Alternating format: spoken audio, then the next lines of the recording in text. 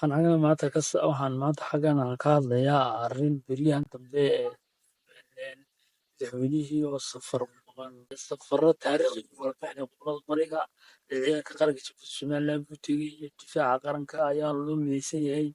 Waddanka doorashooyin wanaagsan baa soo socda. Madaxweyne waxaan jecelnahay mar labaad iyo mar saddexaadba xukuumadda waxaan leenahay madaxweynaha Jamhuuriyadda Somaliland Muse Biixi Cabdi baanu dooranaynaa. Halyey qaran baa tahay, dalkaaga iyo dadkaaga nin u soo dhintay geesiyaa tahay. Magaca xisbiyada mucaaradka waxaan leeyahay unu dalkiina dhinaca uga soo jeesta. Waddanku cadow badan buu yeeshay.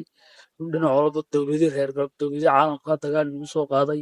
Cid walba maanta way nala dagaalamaysa. Jabuuti way nala dagaalamaysa. Turkiga way nala dagaalamaya.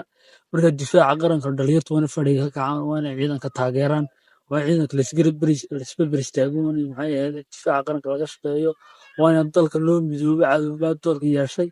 Waa in cadowgeena buufinaa, waa inaan doorasho xor iyo xalaala waa inay dalka ka dhacaan, waa in kii ku guuleysta ee guusha raacda loo hambalyeeyo, ninkii laga helana waa in si wanaagsan u qaabilo.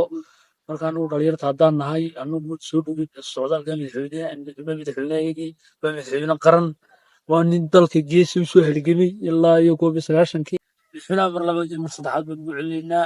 Assalaamu calaykum waraxmatullaahi wabarakaatuh.